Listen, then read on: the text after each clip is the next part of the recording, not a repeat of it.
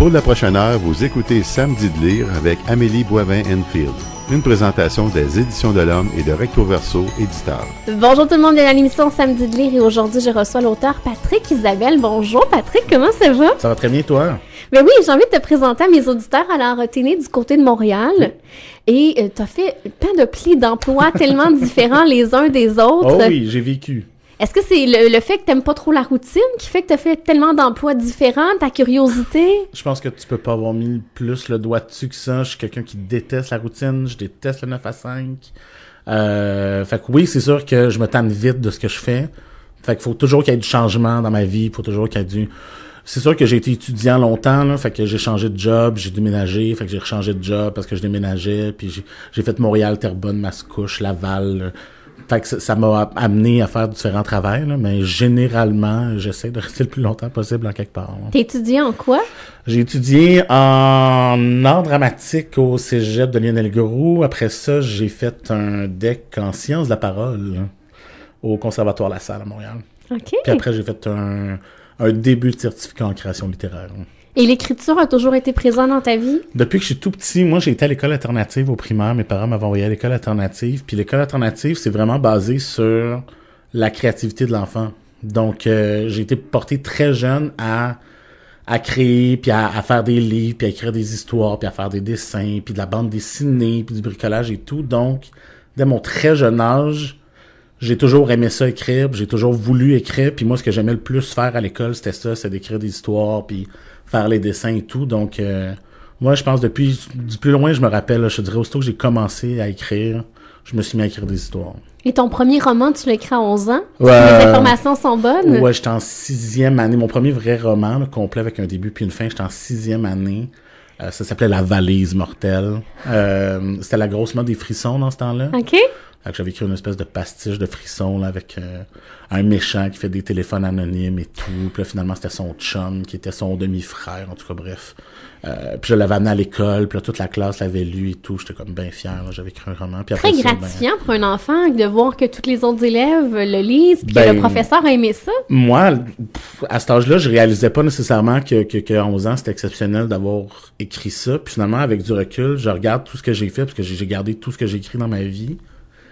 Puis je me dis, ouais, quand même, j'avais du goût à cet âge-là d'écrire un roman, puis de l'amener à l'école, puis de dire, regardez, j'ai écrit un roman, puis moi, je vais être écrivain, puis c'était ça que j'ai toujours voulu faire, en fait. Et en ce moment, tu as reçu une subvention du Conseil des arts du Canada pour écrire? Non, ça, c'est du Québec que je viens de la Québec, recevoir. OK. Oui, Je pensais que c'était du Canada. Canada, j'en ai eu une il y a 2 ans, pour OK. écrire celui qui risque de sortir cet automne. Et puis là, c'est ça, je viens d'en avoir une nouvelle là, du provincial. Fait que je suis très chanceux, je suis très privilégié. C'est vraiment pas tous les auteurs qui ont la chance d'avoir des bourses comme ça. Puis je sais qu'il y a un très petit pourcentage d'écrivains qui réussissent à obtenir des subventions comme ça. Fait que je me considère choyé. Je pense que j'ai des projets aussi qui sont aptes à en recevoir aussi. Là, puis j'ai des sujets assez difficiles puis assez... Mais non, je suis super content. Là, ça me permet de travailler beaucoup moins puis d'écrire à temps plein, là, ce qui est le rêve de n'importe quel écrivain, là, surtout de mon âge. Là. Et tu travailles comme libraire aussi 3 jours semaine à la librairie de Verdun? Oui, la belle librairie de Verdun sur Wellington. Vous venez me rencontrer. Je suis là les jeudis, samedis, dimanches. Et ça te permet de pouvoir rester allumé ou puis de connaître aussi ce qui sort dans le domaine du livre? Ben, c'est sûr que moi, les livres, ça m'a toujours passionné. Fait que c'est sûr que j'aime ça lire, puis j'aime ça voir tout ce qui sort, puis les nouvelles sorties, surtout en jeunesse, là, il y a vraiment du beau stock qui se fait en jeunesse. Donc, non, je suis content comme ça me permet de rester à jour aussi, puis de voir c'est quoi les tendances, puis qu'est-ce qui se fait aussi.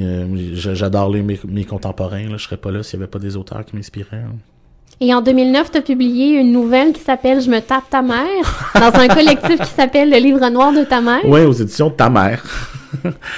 Oui, j'ai publié ça. En fait, je connaissais déjà Maxime Raymond avant, puis il m'avait dit ça, il faisait un collectif et tout, puis je m'étais dit, j'aimerais ça, publier pour ta mère. J'ai toujours voulu publier pour ta mère. Encore un jour, j'espère publier pour ta mère. Je trouve que c'est une super belle maison d'édition qui font vraiment un beau travail éditorial, qui sortent des romans super pétés, puis très, très différents. Ils se démarquent vraiment, je trouve, au Québec présentement en termes d'édition. Fait que j'étais content de pouvoir participer à ça, puis à ce moment-là, en plus, ta mère était à ses débuts, là, donc... oui, j'ai publié c'est très court, là, c'est 3-4 pages, puis c'est assez niaiseux comme texte, disons-le, là, mais oui. Mais c'est comme ça que tu as fait ton incursion dans le domaine du livre. En fait, c'est la première fois puis ça arrivait à peu près en même temps que je faisais mon certificat en création littéraire. C'est la première fois que j'osais me faire publier, en fait. Donc ça a été la première. Après ça, j'en ai publié une dans Biscuits chinois aussi, entre autres. Ça s'appelait Jazz, lasagne et braquage, etc. Etc. Qui était, ça aussi, c'est une espèce d'histoire assez pétée, là, une espèce de famille complètement dysfonctionnelle et tout. Puis, c'est la première fois que je me décidais que ce que j'écrivais était assez bon pour être publié, parce que j'ai commencé à publier quand même tard, j'avais 29 ans. Puis avant ça, j'écrivais beaucoup, mais j'osais pas. Puis c'est vraiment quand j'étais étudiant en création littéraire où mon prof, le directeur du programme, m'a carrément dit « Qu'est-ce que tu fais ici, Patrick? Va chez vous, écris, t'es un écrivain, t'as pas besoin d'être ici. » Puis j'ai fait « Oh non? » OK. Fait que j'ai décidé de me lancer dans le vide puis d'écrire à ce moment-là. Et t'as publié ton premier roman pour adolescents, Bouée de sauvetage. Oui. Et ça a même été sélectionné par Communication Jeunesse. Oui. Ça prouve à quel point il était bon, ce premier roman-là. C'est sûr que c'est mon premier roman, c'est mon premier vraiment roman publié, puis c'est sûr que j'en suis quand même très fier. Oui, je pense que c'est bon. Je pense que j'ai touché beaucoup de jeunes aussi avec ça parce que je traitais de sujets assez délicats. Je traitais un peu d'intimidation dans celui-là déjà. Je traitais de deuil beaucoup. C'était beaucoup les premières fois. Le personnage principal, Victor, est en 6e année, puis le roman se passe tout au long de sa 6e année. Donc, c'est les premières fois, les premières blondes, les premiers baisers, les premières peines d'amour, les premiers deuils. Donc, c'est un roman qui est assez dur, puis qui est assez surprenant, qui peut même, à la limite, être un peu controversé. Mais pour avoir fait des rencontres beaucoup dans les écoles, puisqu'il est au programme de certaines écoles secondaires, pour avoir fait des rencontres avec les jeunes, je pense que j'ai touché dans le mille avec le ton, surtout que j'utilise. J'essaie d'utiliser un ton le plus réaliste possible, en fait. Puis de rentrer vraiment dans leur tête, puis que quand les lecteurs lisent, ils se disent comme, OK, ce gars-là, il a compris comment je me sens, puis qui je suis, puis comment je pense en tant qu'adolescent, t'sais. Et est-ce que c'est à partir de ce premier roman-là que tu as eu envie d'écrire un livre sur l'intimidation, qu'on a connu en 2014? Au départ, c'était pas tant sur l'intimidation, que je voulais écrire. Moi, ce qui m'intéressait le plus, puis c'était de rentrer dans la tête d'un gars qui rentre dans son école puis qui décide de faire feu. Pour moi, ça a toujours été un geste complètement inconcevable. Puis il y en a eu beaucoup dans les dernières années. Oui, vraiment. Puis évidemment, il y a eu le fameux épisode de 19-2 et tout.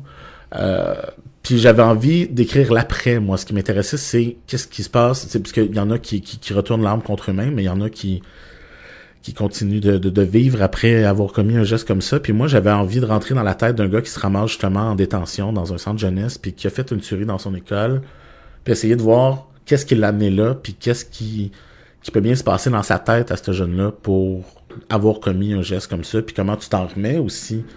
Puis finalement, ça l'a donné que mon éditeur me demandait si j'avais un roman à proposer et tout, parce qu'il trouvait que ça faisait longtemps que j'avais rien publié.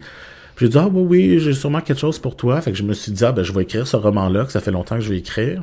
Mais j'avais pas fait la recherche sur le terrain et tout. Fait que j'ai décidé d'écrire la prémisse, en fait, de ça. Puis j'étais pas capable d'expliquer le geste. Je savais que ça allait finir en fusillade, mais j'étais pas capable d'expliquer comment on en arrive là. Comment on en arrive là, comment ce jeune-là peut avoir une telle rage pour commettre ce geste-là. Et de là est venue l'intimidation, puis l'exclusion complètement. Là, ce gars-là, il est tout seul, puis il y a pas d'amis, puis personne l'aime, puis tout ce qu'il fait, c'est se faire écœurer à l'école. Là, fait que c'est assez intense. Là. C'est bouleversant. C'est touchant aussi. On a envie de le prendre dans nos bras, le personnage principal. Puis en même temps, il est tellement fermé sur lui-même et tout. Puis même moi, je veux dire, je l'ai écrit relativement rapidement, ce roman-là. Puis tout le long, je l'écrivais, je suis dans une espèce d'état second parce que t'as pas le choix en tant qu'écrivain de te mettre dans la tête de ton personnage. Surtout celui-là est écrit à la première personne. Fait que c'est sûr que j'étais dans une espèce d'état assez...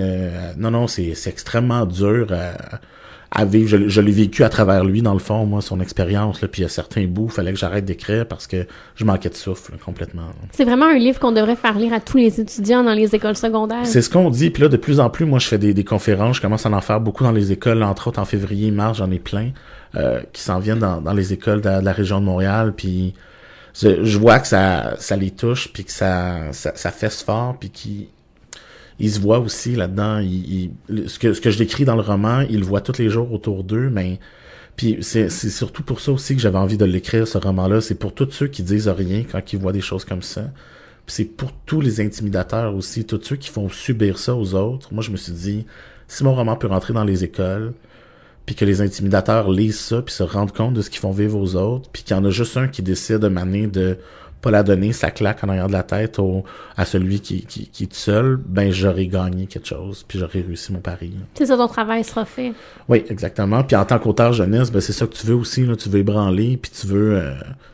tu sais, tu veux dire quelque chose, puis tu veux leur apporter quelque chose. Là, je pourrais écrire des choses beaucoup plus légères, puis beaucoup plus souvent on me dit, comme Patrick, c'est dur ce que t'écris, puis tu vas toujours écrire sur des affaires dures comme ça, mais en même temps, j'ai envie... Faut le faire. Il faut le faire, ça prend quelqu'un pour le faire, puis autant, tu sais, on voit beaucoup ces sujets-là traités au cinéma puis à la télé, mais en littérature, je trouve que ça manquait ces temps-ci. Moi, quand j'étais plus jeune, je lisais beaucoup La Courte Échelle, puis c'était souvent les romans ados de La Courte Échelle, là, c'était des sujets assez durs, là, de l'avortement, puis je trouve que ces temps-ci, en littérature jeunesse, il n'y avait rien qui challengeait. J'avais envie de leur faire un défi de lecture. Et la preuve que le livre est vraiment magnifique, il a été en liste pour le prix du gouverneur général du Canada. Oui, ça m'a jeté à terre. Ben déjà, j'ai gagné le prix des libraires jeunesse, qui était vraiment une surprise, puis dont je suis vraiment fier parce que je suis libraire. Tu sais, ça fait au-dessus de 10 ans que je travaille dans les librairies, fait que je sais c'est quoi le métier de libraire. Puis de recevoir un prix comme de mes pairs, en fait, c'était hallucinant. Puis quand j'ai su que j'étais finaliste pour le gouverneur général, tu sais, pour moi, c'était une espèce de prix inatteignable. Tu sais, c'est des grands auteurs qui ont ça et tout. Puis moi, pour mon deuxième roman, je me retrouvais finaliste. Au-delà de mes attentes, là, vraiment. Si tu me permets, Patrick, on s'arrête et dans les prochains instants, on parle de ton nouveau roman pour adultes, La Danse des obèses. Yay!